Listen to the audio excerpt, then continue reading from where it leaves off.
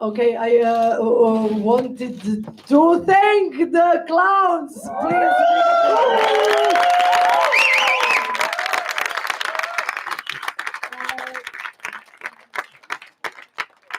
Okay, Bill and David are going to change their clothes, and in this 2 minutes where we need time to set the chairs for the panel, girls.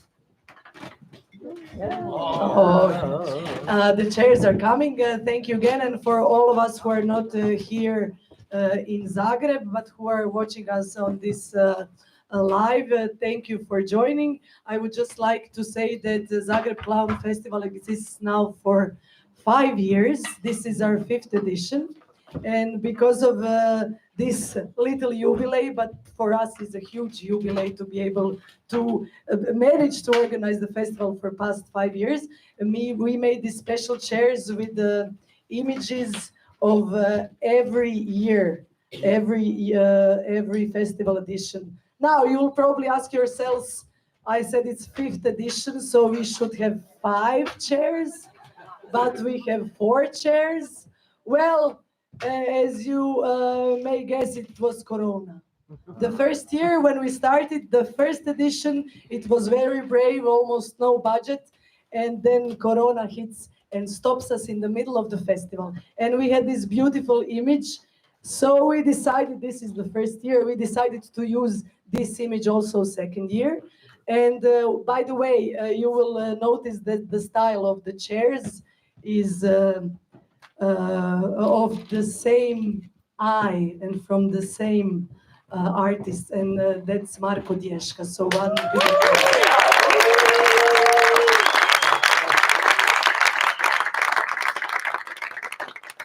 so every year had a theme. I will not go into detail about that. You can Google us and read about the history of the festival. I just hope that this 5th edition is not our last, and I will do my best, and the whole team from Trico Circus Theater will do our best to continue the tradition.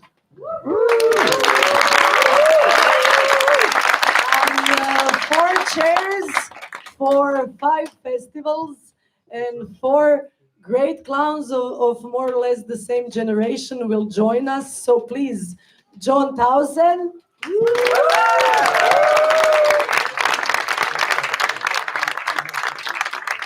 Here's your chair. Gardi Huter.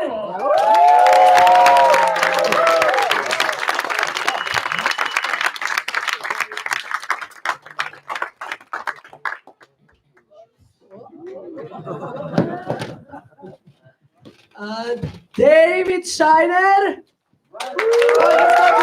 Okay. Wait, I need a chair too. I don't want to sit in these chairs, so please. One moment. Oh, it's okay.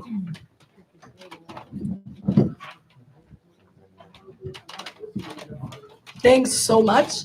And while waiting for David and Bill to interrupt us, it's a joke. I will ask John and Gardi to introduce themselves and to say a bit about their careers and lives. It's possible to see the audience a little bit more. A little bit more. Can we have a little bit light, house light, please? Oh yes, just while we are waiting, I would like to introduce the audience who is not physically here with us, that we are in Trico Circus studio in Zagreb. This is a studio that we run now for 5 years. Oh!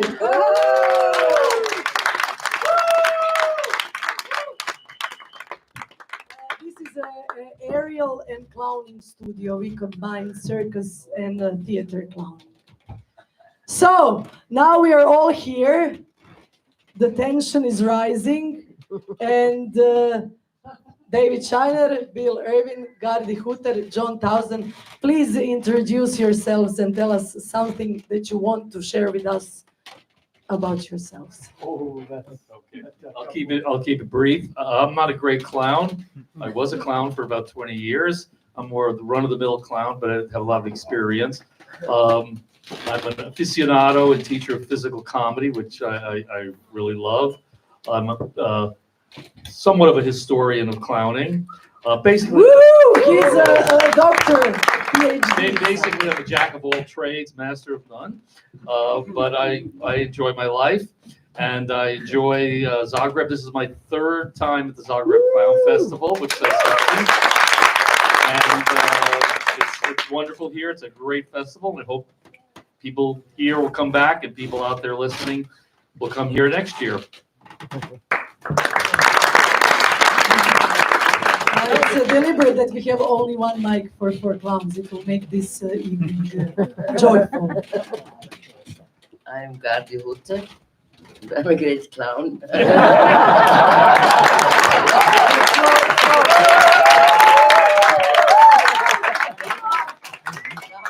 I only do clowning, so I really put all my life and concentration to be a clown. So that's now the show you see this evening. That's my first show, and it's 43 years that I'm turning. I made in these 43 years more than 4,000 shows in 35 countries. Sometimes I'm really surprised. They say, what, 43 years? But it's like this.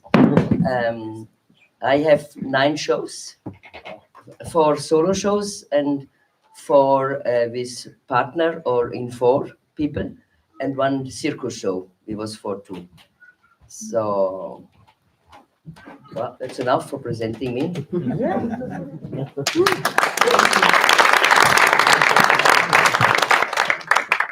I am Bill Irwin from New York. I'm an old clown.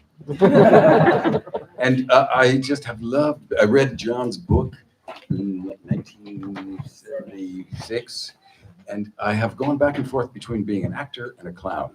And I love them Great both. actor. Sometimes I make a living.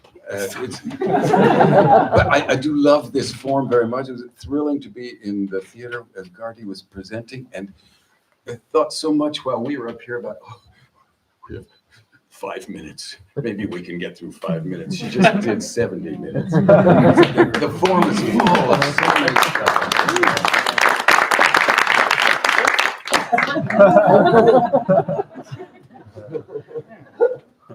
He has a rich history, trust me. Everybody knows Bill Irwin. He is the darling of New York. I won't talk about him. I'll brag about him. This was one of my next Bill questions. inspired. I was working the streets of Paris, and years ago, back in the early 80s, and there was a woman from the New York Times doing an article on street artists.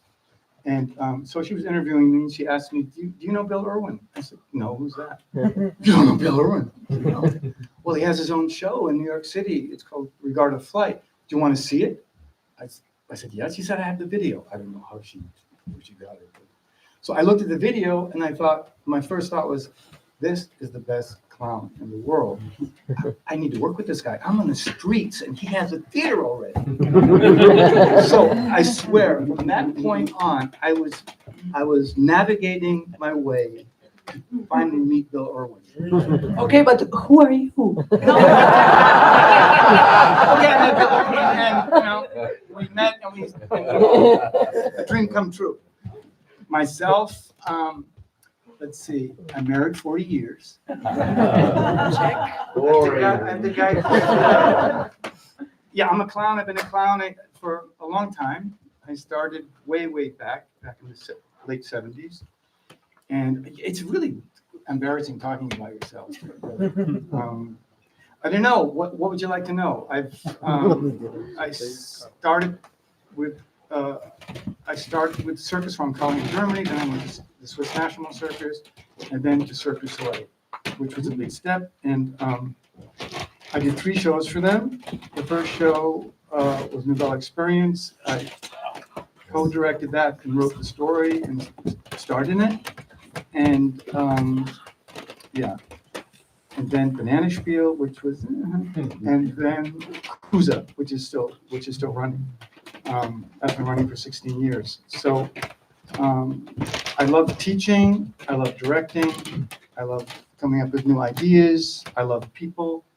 And for me, the clown is the most difficult character to play in theater. A lot of actors will go, forget it. It's true. Because the clown is the one character that takes human suffering and transforms it into laughter. So the clown actually lives on a foundation of agony and pain. But with this agony and pain, he or she can transform that into something beautiful. And that's why people love clowns so much. Because they get to laugh at the things that frighten them the most and that hurt the most. So I'll just, is that okay?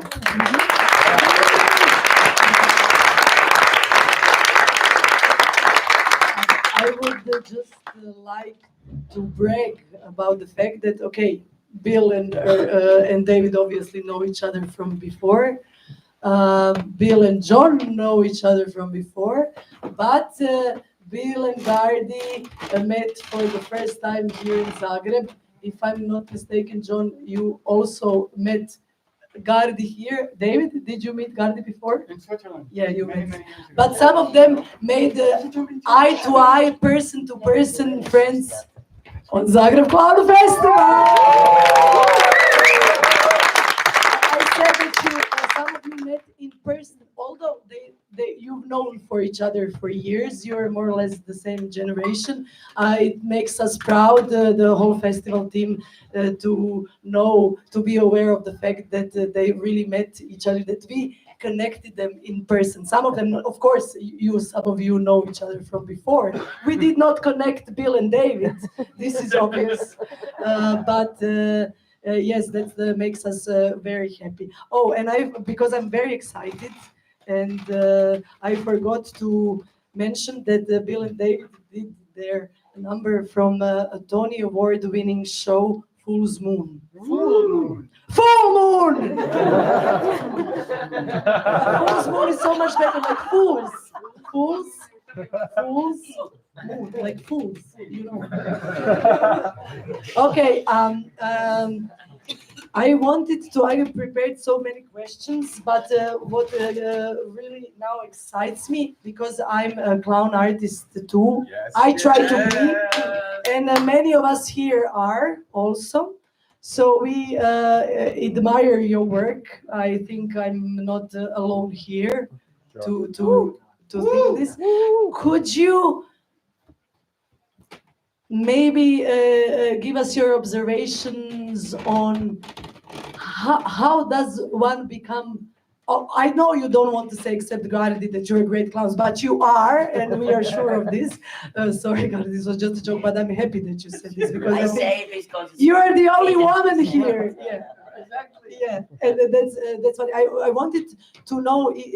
What do you think, according to your opinion? Is it more talent? Is it hard work? Is it experience? Is it schooling in the field of clowning? Is it luck? What would be your path, coming from your own personal experience? I would say desire, and then I'll hand it to John.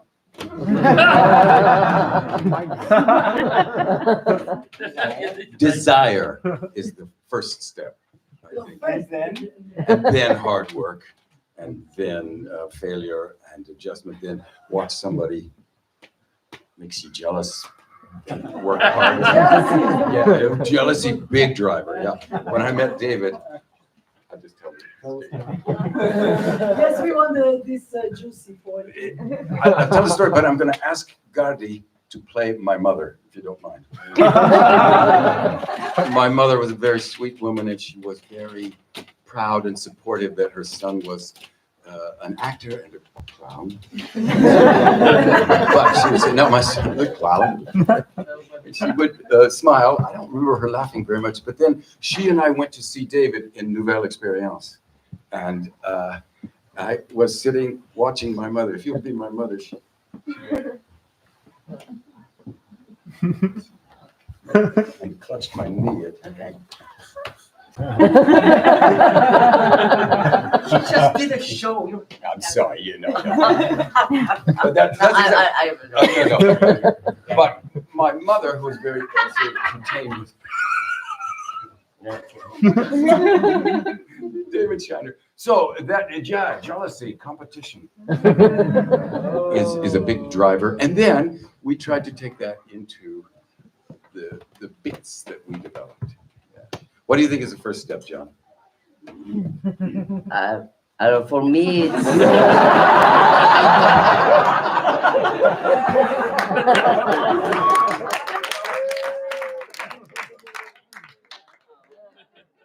I say I'm a great clown because it's forbidden to say it. So as a clown, I think the most important is you have to surprise.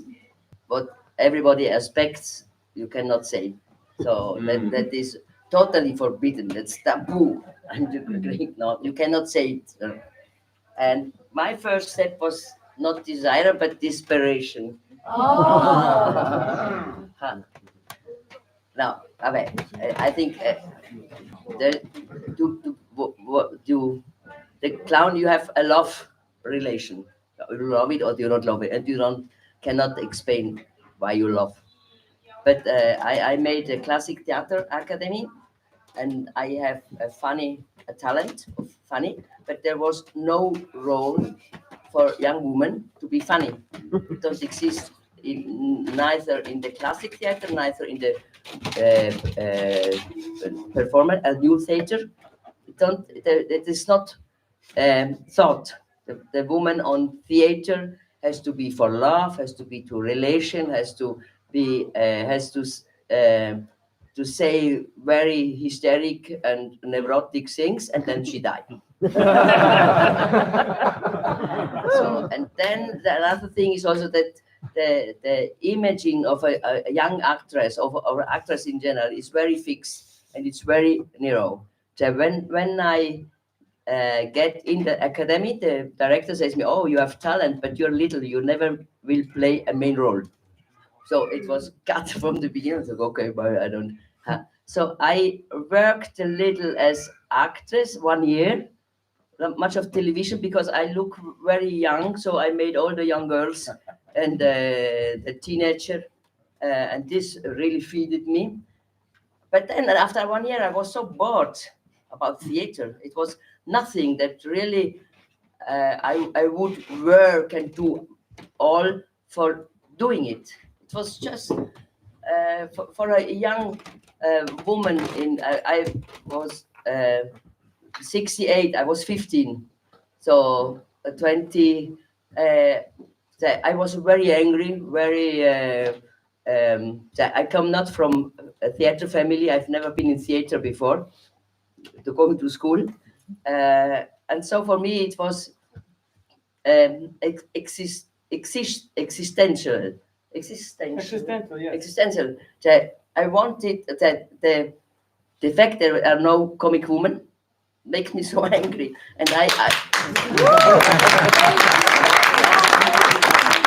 is 50 years ago, so now there are comic women, not great comic women. No, so I decided to become a clown because I just made clowns in performance also during the school. I always worked some little sketch, but then I decide, okay, I will try to become a clown, and it was 3 years of hard working and 3 years of desperation totally, because there are. I try with 2 guys, I try with another, I try with one, and all failed.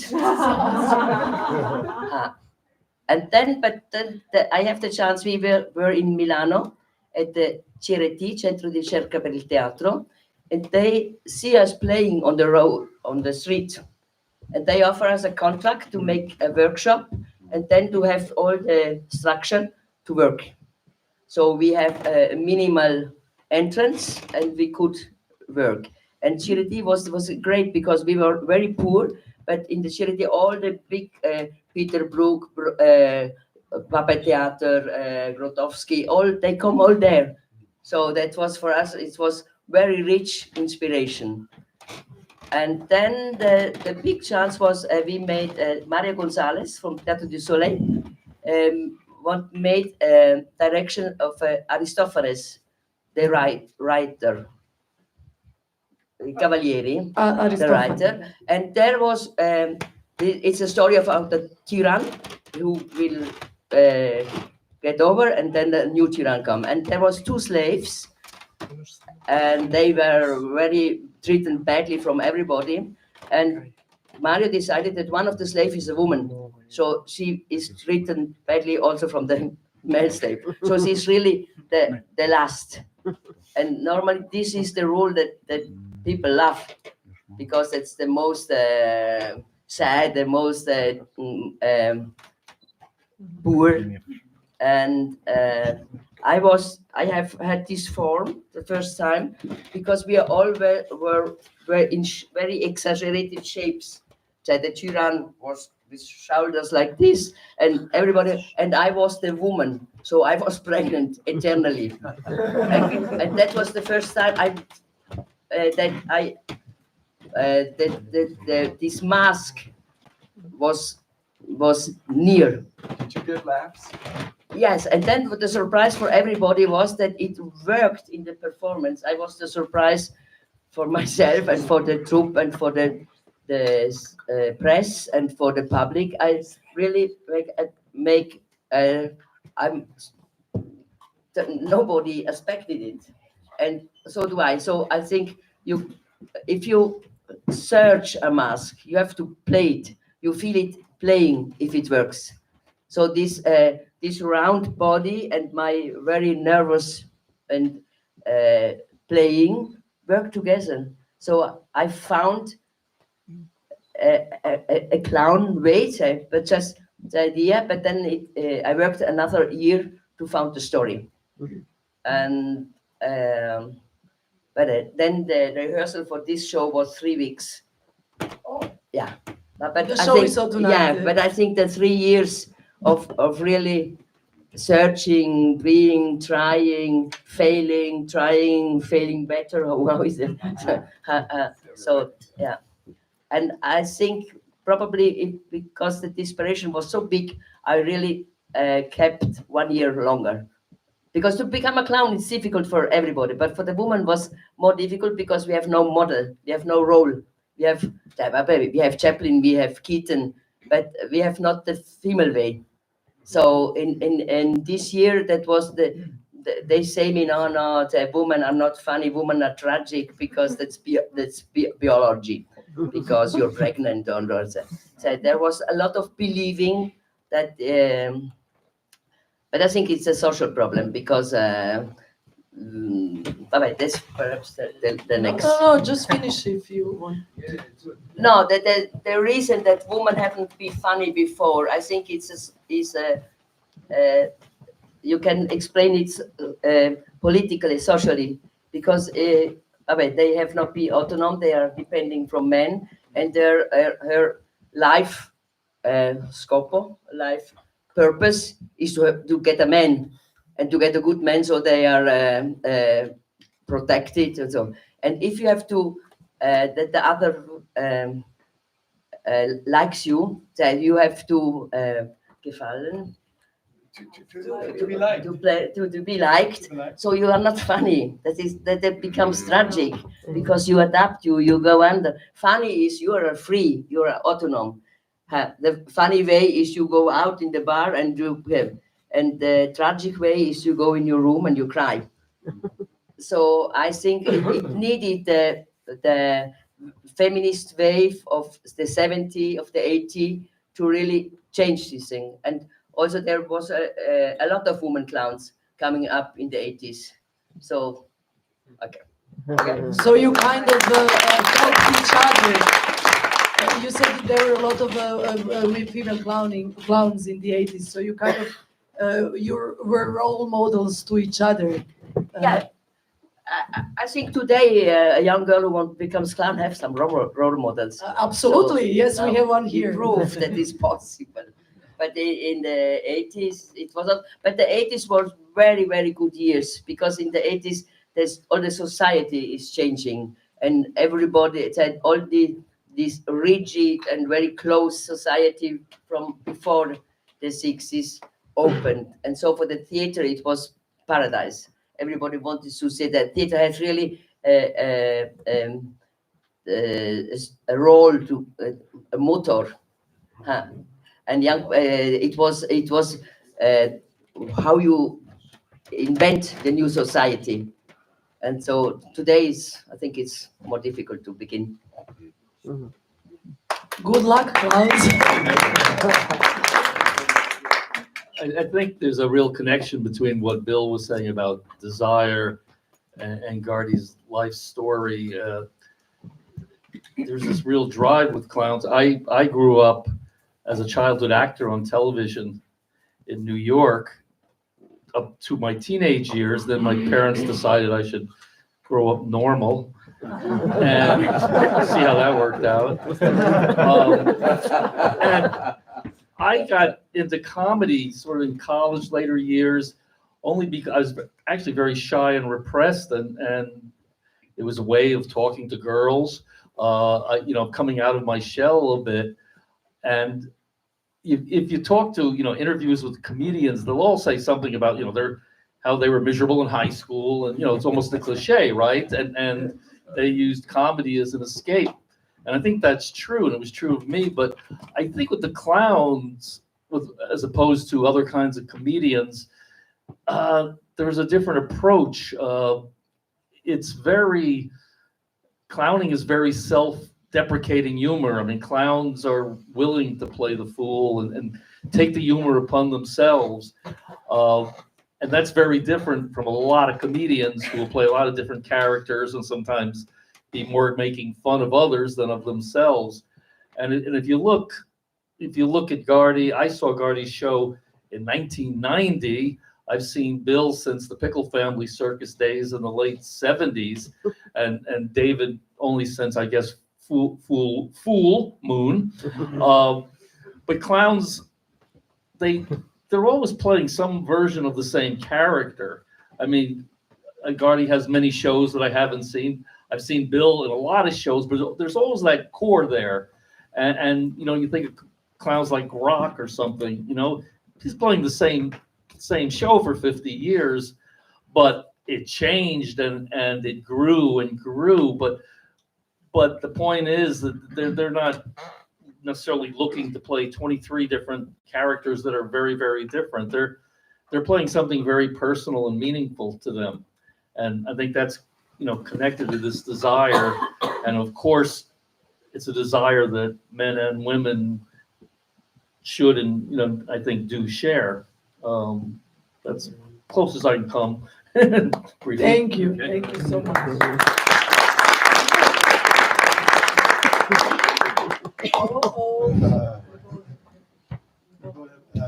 Take Bill's mic away. So what drove me, I think, it may sound like a cliche, but a horrible, rotten childhood. 8 children, we were very poor, a very angry father, a very depressed mother, and it was very difficult, very difficult. And I hated school. Every single second of school I hated. Every moment. I cannot remember. The only moment I remember when I was happy in school was my last year. It was terrible. So I thought nothing would ever become of me. But I'm a very intense person. I can't help it. When I say a clown stands on a foundation of pain and agony, that's my story. I've built houses for 10 years. I constructed houses for 10 years. I always loved theater. I was a thespian in high school. Those were the only classes I liked. After school, I got a job building houses. I built houses for 10 years, and then I went to college for a year and a half and studied theater. But the director was crazy. I mean, he was crazy. I remember we did an exchange program where he took the students to Poland, and we did Caligula in the middle of the winter. In the middle of the winter, it was really depressing, but it was exciting. And the students were drinking a lot of vodka. I went to a party once, and I don't drink, But I went to a party once there in Poland, and I remember being at the party, and the next thing I knew, I was standing in the middle of the street, and it was snowing. I had no idea how I got there or where I was going to. That's how drunk I was. Never again. So, yeah, so everything to me is connected to my childhood. Everything for me, moving towards the clown is connected to the pain and the agony that I experienced as a child. But so building houses was great for me because you're in your body, you're cutting wood, you're nailing, you're a macho, you're with the other guys. I was the skinniest, of course. Tell them your nickname. Weed, they call me weed. A weed are these things that grow out of the grass. You have to pull them out, they're really thin. Hey, Wade. They always talk like, hey, Wade, get over here, Wade. Get over here. What are you doing, Wade? They're real hillbillies. They're really hillbillies. It was Virginia. So one day in Boulder, Colorado, I was walking. I still had this great love for theater. I left college because one part of my desire to become a clown, I think, also was I suffered from mental illness as a child. I was 13 years old, and I woke up from a nap, and reality had changed. So I was very sick. But in those days, there weren't many child psychologists. They just took you to a basic doctor, and they didn't know what the hell they were doing. So this experience, combined with my child, it was not fun. It was not fun. But somehow it gave me a will to live and to move on. So I left the theater because I would have these recurring episodes of my mental illness, and while I was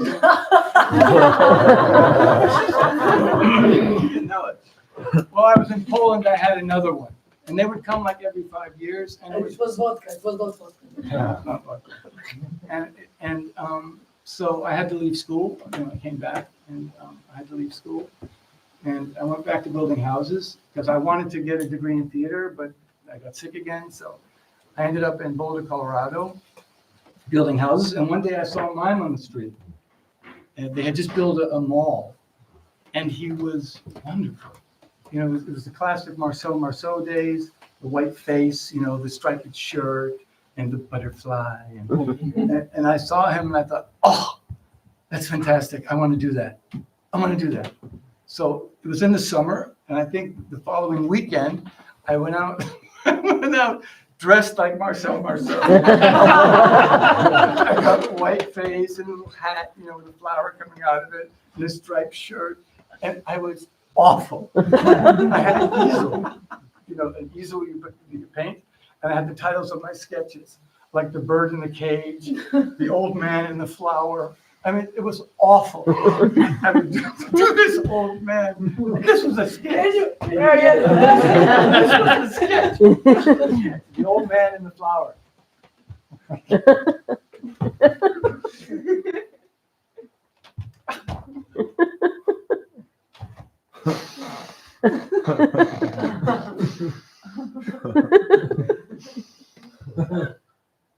That was it!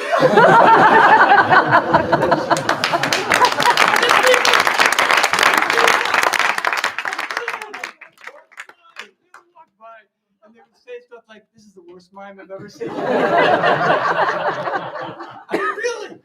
I don't know what kept me going. So one night, it was a Saturday night, I was still trying to do my best. I had my easel and my little sketches. Okay. So one night, I got really frustrated. It was a walking mall in Fußgängerzone, and there were streets, of course. Yeah. And the police car was coming through. So out of my frustration, I went to the middle of the street, I stopped the police car, and I pretended I was a policeman. And the door, get out. I started frisking him. I pushed him away, and I got in the car, and I started to drive away, and he went, and I got out of the car, and there were 200 people. And I went, oh my God. That's what you're going to do. You got to improvise with people. So that's what I started doing. And I ended up in Paris. One day, I started getting better, but eventually the police came up to me one day and said, Mr. Shiner, stop going in the middle of the street. I was stopping cars regularly and taking, like, it was a man and a woman. I'd stop them, take the woman out, and put her in another car.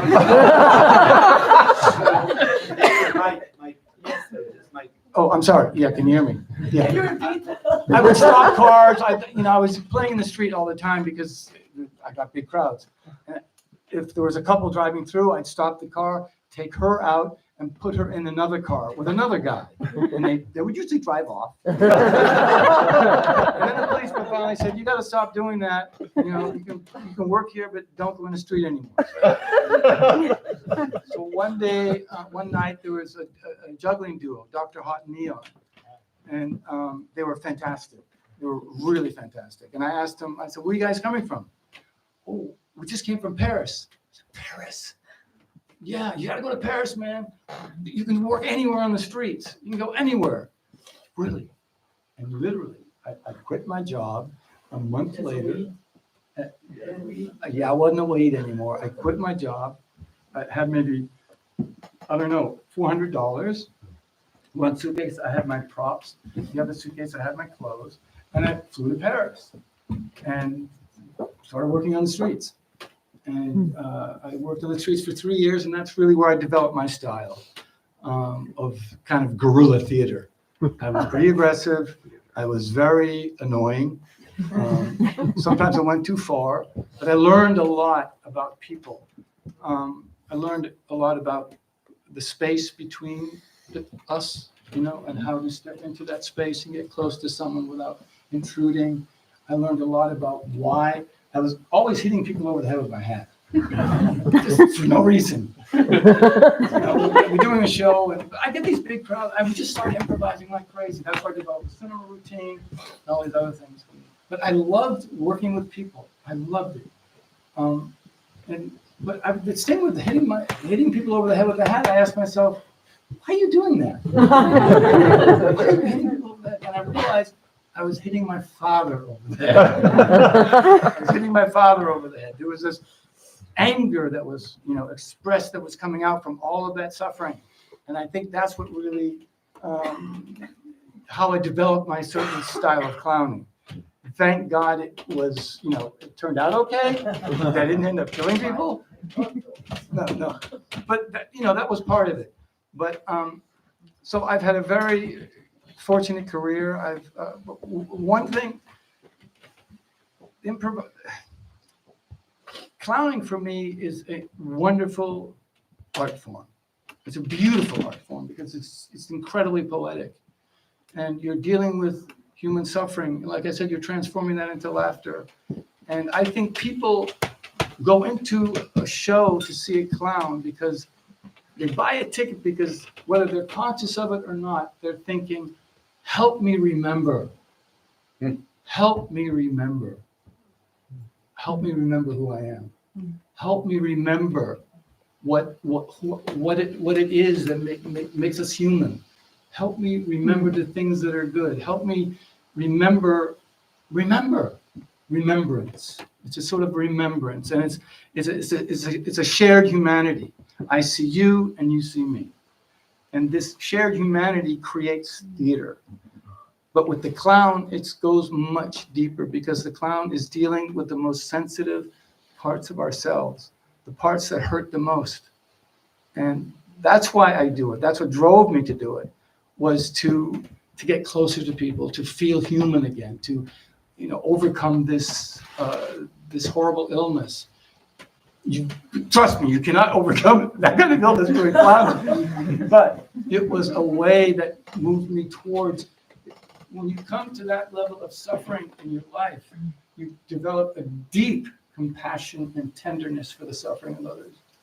And I think that's what gave me the ability to work so aggressively with people. And they loved it and laughed because behind everything that I did was love and tenderness and kindness. Because, growing up as a child, I knew what made us hurt. So, yeah, that's my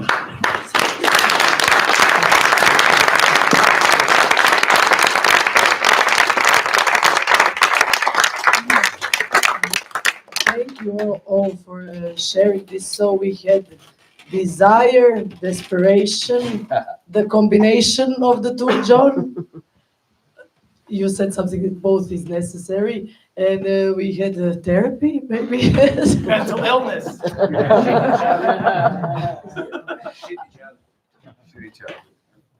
Shoot each other. No, But I just wanted to say that except for some isolated shows, clowning in ex-Yugoslavia and in Croatia did not really develop in 70s as it did for all of you. So I just as you said, Gardi, that in that theater you were very poor, but you had Peter Brook coming, you had Grotowski coming. This is how we feel a little bit now in Croatia. You know, we are not maybe financially so poor. It doesn't matter the money is like it is, but we don't have any schools, and having this opportunity to meet all of you and that you share with us your work and your lives is an inspiration. So thank you so much for this.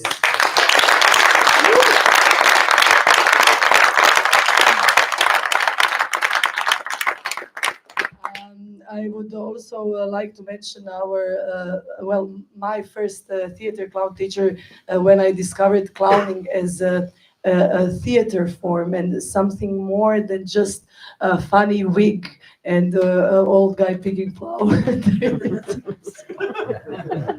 bird in the cage. A bird in the cage. Was with Lida Long, and I would also hereby like to thank you for sharing her work and for being with us in the years when we had no other teachers. I would also like to thank David for being with us last 5 years. Maybe some of you know, some of you probably don't know, but we started working on a show with David in 2019, idea developing the show, and then the Corona hit, and then the whole project extended, and we are so David kind of build up his Zagreb clown ensemble. So I thank you for this.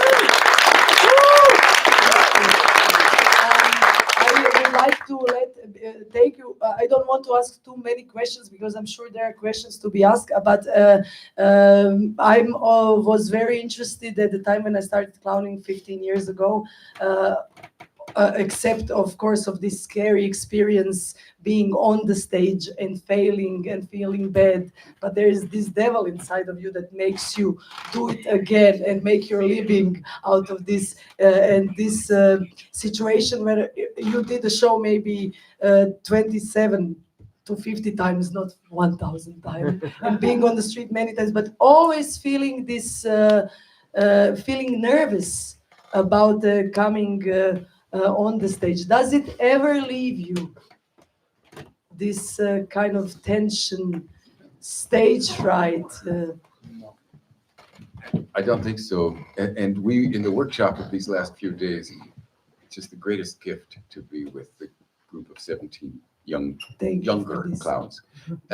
We talked about this, and then I felt it tonight. Part of you is struggling to remember what comes next.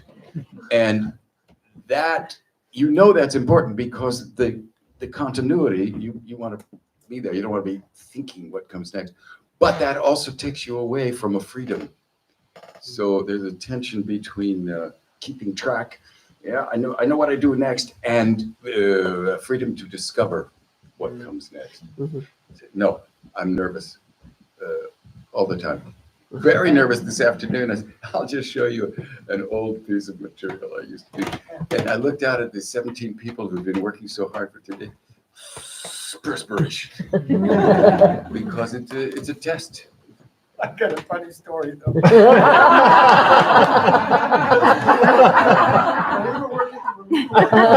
When we were doing Full Moon on Broadway, a lot of stars came to the show. A lot of stars. And Bill told me in the very beginning, don't ever tell me who's in the audience. Who's in the audience? Who of these famous people? Or if it's Steve Martin. Because David was out before the show scoping out. I would bring on stage, so I knew where all the big stars were. And, but I would always go and, can you hear me? Yeah. I would always go into the dressing room before the show, and I'd lie to Bill. I'd say, Bill, Tom Hanks is in the third row center. You didn't see his face.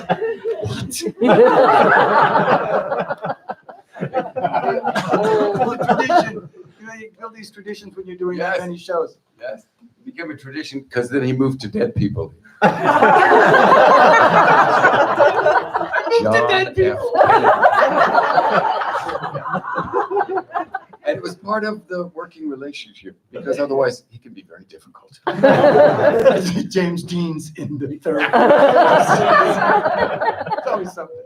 But it was a tradition. You develop these things when you work together for so long. You know, these silly things. Gardi, you have how many solo shows? 4. Yeah, and then 4 with people. Yes. And then one that's So out of New York, there are a lot of things. No,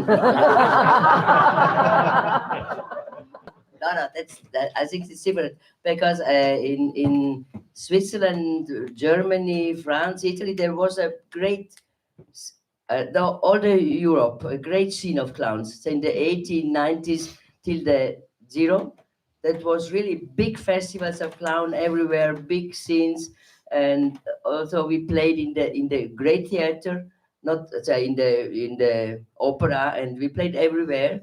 And since 10, 20 years, it's really going down. So there is no, a clown is not fashioned today. It's true. And I think one problem are these killer clowns, and the other problem are these clinic clowns. The killer clowns it's just the bad, the cruel side, and the clinic clown is just the sweet and the children side. So I think the clown mask is really both. The clown is cruel and he's sweet. The clown is angry and he is so he has the the senses that you put together all our bad things we have. So I think the clown is a tragicomic figure. So he or she exaggerates the tragic in a way that it becomes comic. So I have 9 shows, and in 8 I'm dead at the end. Really? Yes, yeah. So that's but it's like in Juana, she goes slightly to the end, no? Because she's not able to learn something. She believes to become a hero, and she goes under in the wash through, no? But I think that the death is where the clown is born. If you go back very, very, very long time in the human evolution, to laugh, it's a cultural invention. So to cry, we are born and we cry, but to really laugh, and you have to understand. So in the evolution, human beings invented to laugh, and it probably it was in front of the death. The mask. Today, in the Halloween, in the Carnival, in all these old celebrations, there were always deaths. They come up and they come on. We make a big party, make a big fest. We eat, we have fun, and then the deaths come and then they go. And this was the archaic celebrations, and it's very, very, very long. So it's thousands and thousands of years. And at a certain moment, this mask you can find. I don't know in Slovenia. Slovenia. I was yes, in Letland. No. Okay, excuse me. In Croatia, probably it's universal. Everywhere on the world are these old masks. And if I do workshop, I always say them, go search your own old mask. There will be, you will find it. And this was a strategy from human to go in front of the death and to laugh about. we cannot change it. We can only live with it in peaceful. So laughing about the death becomes little, and we say, okay, now we are living, so we enjoy, and after we will dead. I think the clown is really in the story is related to the death, and the circus clown is very young. It's 240 years that the senior Ashley in London invented the new circus, and he's round because the horses have to walk around, and then he put some clowns in the middle, and so we are called clowns and not harlequin and not buffone, because that was a fashion in these years, and this circus go everywhere, and so the clown now we think, or most of people think the clown is from the circus, but the clown is from the theater. Shakespeare had clown, and the clown is much older, but he has a lot of faces, a lot of different characters. If you go in the La Festa Popolare, so in the popular carnival or fiera or così, you find them. And this is our aunts, our ancestors. Yeah. And so really, when you search to make a new program, don't search gags, search the catastrophe, the most catastrophe possible, and then you exaggerate. And then when you have this big catastrophe, then you can tell it with gags. But I think you need the big story is the big catastrophe. The clown is presents the failure. He never reach, but he reach big success, you know. Then he fail always, but he fail very beautiful.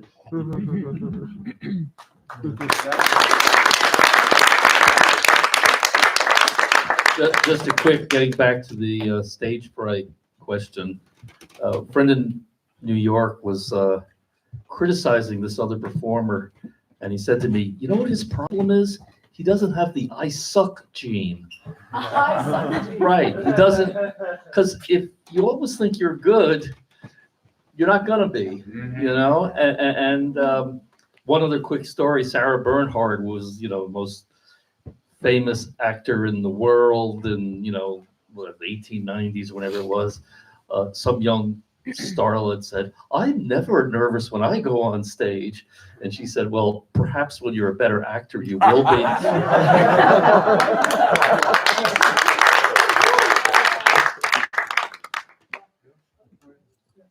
I actually, can you, John? I have a question for you. Yes, yes. Sorry. No, we now talked a lot about the experience of clown, and Gardi, now you mentioned a little bit the history of the clown, and we have John here who is for me at the time when I was writing my PhD on clowning, his book was a Bible. So we could hardly get it, but we got it somehow. And I just want to ask you, and maybe some people don't know, it would be interesting for us to know how come that you took as a subject of your PhD clown. Yeah. His PhD. Doctor of Science. The answer is I didn't. Shows you. I got an offer to do a book by a freak number of circumstances that I won't go into here, but simply I had done some writing and I was doing some clowning, and then an editor publishing house realized they needed a book that a really good book in English didn't exist, and she heard about me and they made me an offer. And Had you written other books? Yes, but no, just I had been working for TDR, the drama review, as a work study job at college. I've written a couple of very small articles, done one French to English translation, but yeah, and so later part of it was turned in as a PhD. So whether or not I would have ever done a PhD, otherwise, no. but they gave me people may be deceived $10,000, now so, by you know, that was a think- lot of money in 1976. But for For all me. of you who maybe don't know about the book, it's really like a 400 pages book, and it goes into detail about the history of clowning. But how did you do your research? This is for me. Well, that's another big question. Because as we say, clown goes way back, and Yeah, way clown back goes they've way. been- Yeah, I don't really totally buy that. It's sort of the Western civilization, you know, like everything started with the Greeks, went to the Romans, and then disappeared in the Middle Ages and came back in the Renaissance. Clowning's everywhere. I mean, there are those forms in all those places, but everywhere in the world there is clowning, and you know, since that book, which is, you know, 45, 50 years ago, 40, I can't count, but a long time ago, you know, anthropologists, they're studying some new cultures in the South Pacific. They all have clowns. They're all doing the same thing. I mean, and there are tribes in Africa that were never exposed to Western civilization, and they have you know, little skits and stuff with some of the same stereotypes you'd see in the Commedia dell'arte. It's part of human nature more than anything. So, yes, clowns do steal gags or, you know, adapt gags from people they see all the time. But things are reinvented because it's just natural for us to be able to need to laugh at ourselves, also to be able to make fun of the, you know, some of the stereotypes that you make fun of in commedia type forms. and So of yourself, of yeah, course. yeah. So you can't really. I mean, there's no such thing as the definitive history. You know, it's not like the evolution of a scientific. You know, electricity developed because of this, and then we learned this, and then we learned that it didn't work that way really, and I don't think it does. Which in a way makes the historian's job easier, because you can just say, "Hey, here's an interesting. Look what it did," and you know, during this period, and look, in Soviet Russia and in the United States in the 19, you know, it manifests itself in different ways that are very interesting vis-a-vis the history and, you know, society, religion, everything going on at that time. But there's not that much of a through. I mean, there is a through line to some extent, but not as much as you would think or people would have you think. And I wrote the book a long time ago. It's pretty good, but I was a kid. I mean, I was 25, and I'm older Wow. now. Yeah. So, and I keep threatening to put out a new edition, not even bringing it up to date, at least at first, but just that book called Volume 1, because so much has been written since then. Yes, in and you every promised- area. So many people have done research, so there's a lot more out there and a lot more also images and stuff. Yeah. And on your blog, I read some years ago that you wanted to make a new edition and Yeah. to include women clowning. Oh, why would you go that far? Come on. Yes, I did. I actually did. In last thing I'll say is I had a physical comedy blog, which I may get back to. I did it for about 7 years, and I just got so involved with, you know, the 8 other things I'm doing in my life, and I've been away from it for about 5 years, and I may get back to it. But I did do a whole. You can look. It's called All Fall Down, or if you look under my name, you'll find it.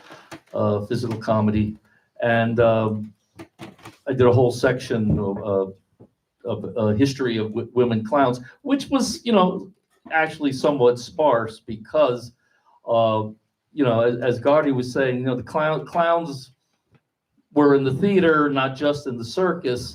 So there are some good roles in the theater, and there's some, you know, even commedia, some really good women comic servants, not as prominent as the men, but there were. But circus was very family oriented and very patriarchal, and the women could be equestrians, they could be contortionists or even trapeze artists, but they couldn't be clowns, you know, because there's a certain power in comedy, and I don't think they wanted to give that to women. So, but, you know, if you look at circuses, you know, there are exceptions, but they really are the exceptions. That's why in Tricot we are 99% women. No, I think there always have been women, but I haven't not become so famous to go in the story. So about clown, I think the most things are written is not, it's philosophically or it's poetic or literary, but it's not story. Everybody writes about clown. I actually, Yeah, you don't know. no, because now it's the University of Lipsia. They really make big research, and there is one book now come out from 8 historian, and they write the really historic, not philosophical, and there was one wrote about La Commedia dell'arte, and there was Sania Fantesca. There was a woman with mask also, and very funny and very. But in the Renaissance, all these roles become very feminized, very more beautiful. This more poetic one. So there was, but the story, I think it's not really discovered, the history of clown, because it's a popular art, and so it's not, it was not written like the aristocratic art. So we know the most about the story we know because it was forbidden by the church or it was forbidden by the state. So we know there was one group who made this. And comico, say comici, that don't mean funny. That was just the professional actor. The company they had worked as professional. That was the comici, and then it becomes later it becomes what it means today. Huh. If somebody reads in German, I can give some name, but that is difficult. Huh. English would be better, but that's no. It's really great co-working with this university because they are studying now the popular theater. They are studying now that also because when the modern theater begins, in the same moment begins the story of theater. So they take this from Goldoni, from Lessing, they take this as theater, but the comic theater, that was the real, before an actor was who wrote and played. Then he becomes with the Grand Reform formation in the Illumination Renaissance, I think. It becomes a performer. The actor is what we do in the story. We write and we play. We have our mask. Then bye bye. You know, language is always changing.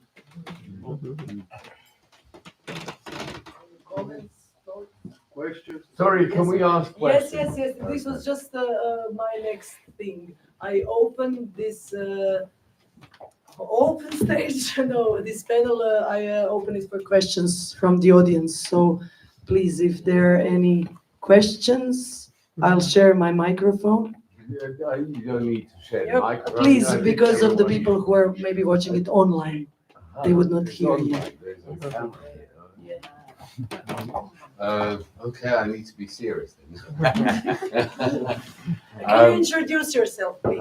My name is Sarjan, and I kind of work Sarjan, Don't be afraid. and I've been working in physical theatre since the early 80s.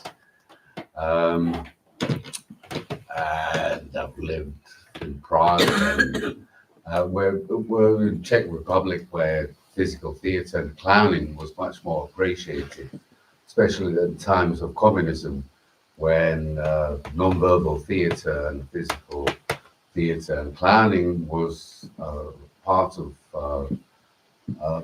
like the punk movement, revolt. It's like because the theatre was censored, so yeah, I liked clowning. It was a specific form. But the thing is, like today, I was told that Gardi is in cultural centre Travno, and I've been hearing about her performance for 35 years as one of the greatest clowns in these areas, and I wanted to advertise it around in the area.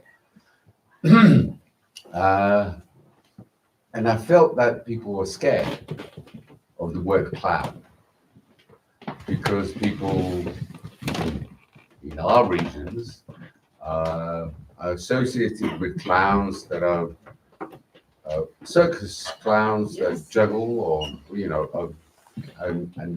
and the term clowning with this specific art form of clowning. Should we change it? Should we give it another word? Because I've lived in the UK for 35 years, and clowning was when you would say I have a clown show, was something absolutely scary. The first thing people would think of was, you're a person in a supermarket that juggles balls. Yes. And here I felt, I was in a primary school and I said, listen, you've got one of the greatest clown acts in the world right on your doorstep, and you're not doing anything about it. You're not telling your kids that. That's very interesting. Yeah. Thank you. This one of the aims of our festival is to change exactly this, what you are talking Yeah. about. The perception of the clown as somebody just happy and, who wants to be lovable. That's And the thank you word. for the promotion. Do you think the word needs to be changed? No, definitely not. I mean, what needs to happen, people need to see it more, and I think film would be a great way to do it. And I wrote a screenplay with some friends of mine, they're screenplay writers, and Bill knows the screenplay. It's about two clowns that have a clown school in New York, and they get a letter one day from the bank saying they have to come up with $250,000 within 2 weeks, or they're going to take the school away because the big bank bought the small bank, and they're calling in all the loans. So we decided to rob the bank to pay them the money. And there are a group of clowns that live in the school because they have no work, and they're all sort of borderline psychotic and crazy. And so they need to help us rob the bank. So we've been working on this script for quite a while, and we have a great director attached to it, and blah, blah, blah, blah, blah.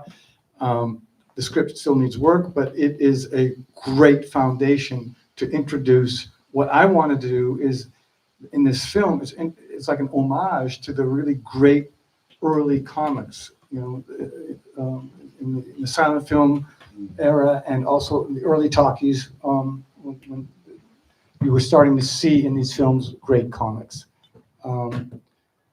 So I think that would be, the problem is getting funding for a movie like this is so difficult, because you look at Netflix, you look at all of the stuff that Netflix, Amazon, whatever, it's garbage. So much of it is garbage. And you ask yourself, where do they get the funding for this crap? Where do they get the funding? And, the thing, I can speak about America. In America, everything is the stand-up comic. And the stand-up comic goes to Saturday Night Live. And if you go to Saturday Night Live, then you start working in movies. I actually had when I was doing Nouvelle Experience, we were going through Los Angeles. I became the flavor of the month. All these agencies wanted me to sign up with them. When they came to see Full Moon, Fool's Moon, they came to see the president of 20th Century Fox, and the vice president came to see Full Moon, and they took me out to dinner. And they said, we want to make movies with you. I said, okay, great. So what did they do? They brought me out to LA. They gave me my own office with a secretary, an assistant on the lot of the 20th Century lot. I had a pass. You drive through, and you're a big shot suddenly. So you're there, but nothing's happening. Nothing's happening. You're saying, no, we need to do it like this. We need to get an ensemble together. We need to, they did in the early days. You get a group of great performers together and you do this thing together. That's how Charlie Chaplin did it. He didn't know what he was doing most of the time. He'd show up, on the set and come up with an idea or have an idea. And that's how they did it, though. It was a hands-on job. But they don't do it that way. Everything's written, everything's done. It's a formula. The formula doesn't work. So if the formula doesn't work, they're not interested. But they couldn't accept the fact, they didn't understand the concept of getting people together in a studio and working a script, working with the performers. That's the only way you can do it. But they don't know how to do that. It's all a money thing. And I just think a film like this, when it's well done, it will change the way we see comedy in film. It will change it. You'll remember these great physical artists, because the film is all, I want the best clowns in the world. And we'll see. I think that's just one way it could be possible. But you think that it's changing the name? You don't need to change the name. The You word have a clowning. suggestion? The word clowning. I'm just saying. I mean, clowning has spread, especially. Well, it's spread as, let's say, okay, I'm talking about Europe, UK, where clowning is a person in a supermarket juggling balls and making, these fake smiles. And especially in these regions here, if we say there's a clown festival, people are scared. A lot of my friends said, I don't want to see a clown. That scares me. Sorry? No, I'm just talking. No, go ahead. Yeah, so I'm Well, saying, I just think. I'm just, I'm not, I'm saying, should this art form of what you present of clowning should there be another word? No. What word? No, wait. There should I not be don't another know. word. I don't know. I'm Look, what are you suggesting. going to call it? What are you going to call it? Physical comedy. That's also kind of boring. Physical comedy. What is that? Yeah. But if you make a film and it's a brilliant film and it's really well done and you have great clowns, great physical comedians in the film, it will change everything. It would change the word. It would change everything. So, how do you make that happen? Excuse me, I had to go out because Okay. I'm sorry. Thank you, Srđan. Thank you anyhow, but you're right. In Croatia, every year we get a little bit more the audience in the theater. We started with maybe 35. Now we are getting more and more, but still not enough. When you say you wanted to see Gardi for 35 years, and today you saw her in Travno, Come on, what are the chances? But yes, we do have to. Maybe we should, maybe the best marketing is, grabbing your first neighbor, whoever he or she is, and bringing them to theater, because we managed to change perception of this kiddie clowning. We managed to change the perception of some people, so they are now clown fans and the clowning that we support, that we like. So I think maybe this mouth-to-mouth education is the best, I would say. Yeah, well, if we don't start, it will never change. Another quick question, and then I'll have to let our beautiful guests rest, because I thank you so much for this talk, by the way. And if there is a quick question. This will not be a quick question, it's Ivan. Oh my God. No, the question is going to be quick, but I don't know about the answer. Hello, everybody. I'm Ivan. I have a question. You all worked in different places. You worked with different people, met different people, watched different people. And what would you say is the difference between what is the difference between American and European approach to clowning? Is there a distinct difference, and what would it be?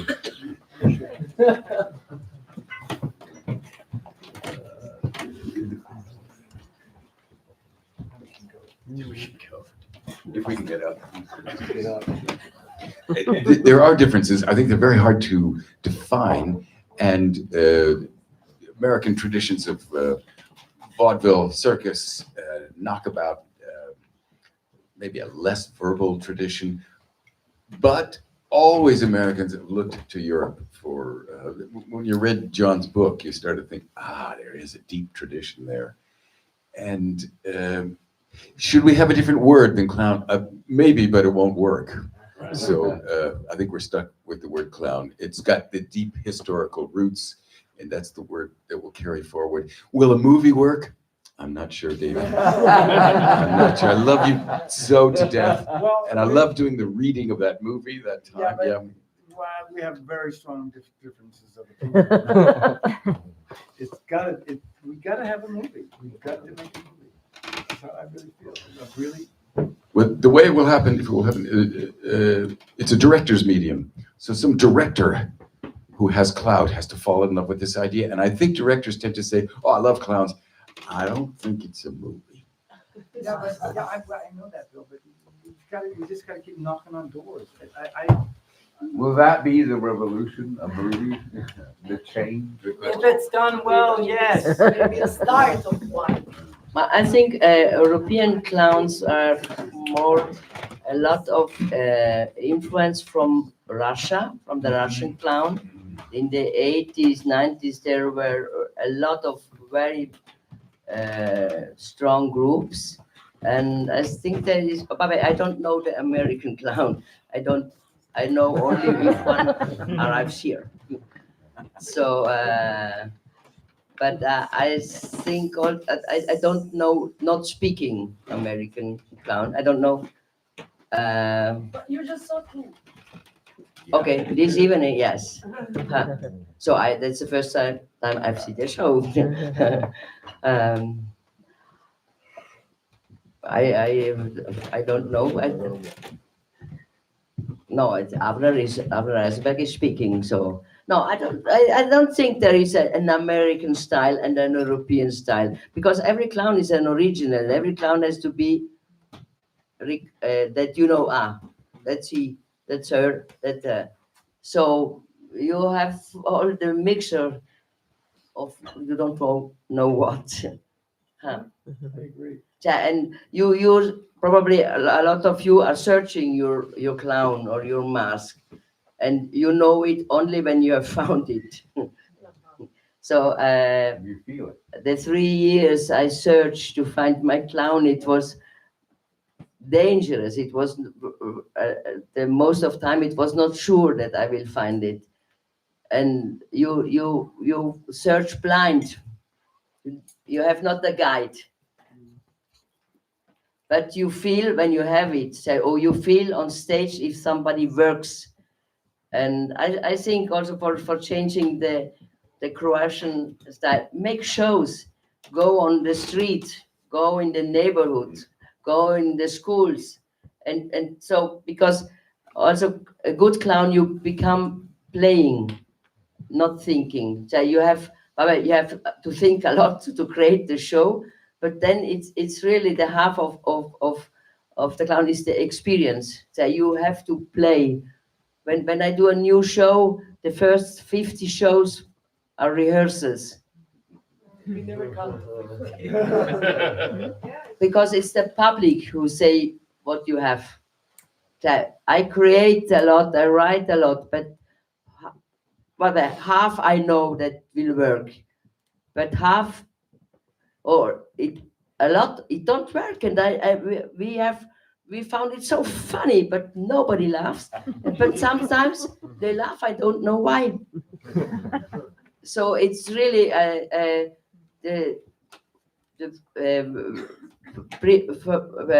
before the first show, I make at least 10 tryouts where this performance is changed. it's not new, but you really made the show in the Vista public. So that is important. Also, if it's in the beginning, it's not good, it's awful. Go for it. Do it. Do it. You will learn by doing. And have courage. They try things that is not allowed. Like the clown is transgressive. He goes against. When for women more than men. But I think for women it was very, very difficult 40 years ago. But today I think it's easier because you have the free heaven. So for men there are so big monuments, in a sense, and you have free. You can really. It's the most is to invent now. So we have the future. Yeah, but, I think it's easier because in the art you have to invent something new. And I think with comic man, there have been so big and so in the story, you know. So there are a lot of shadows. We have no shadow because there's no one. That's good. I think it's great to finish with these words. Let's find ourselves not in the shadow. Let's do. So thank you all for tonight. Thank you, John. Thank you, Gardi. Thank you, Bill. Thank you, David.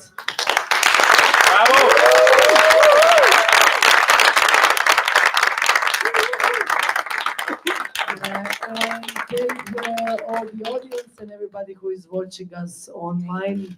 And well, just keep clowning.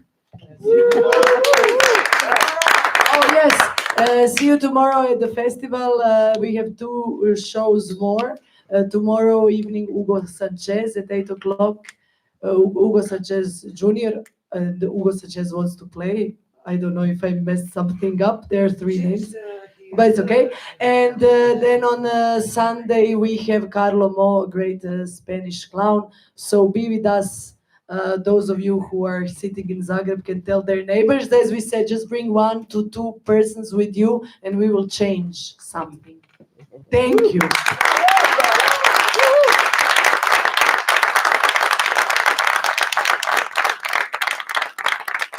Well, good night, and just a note for the loud creation.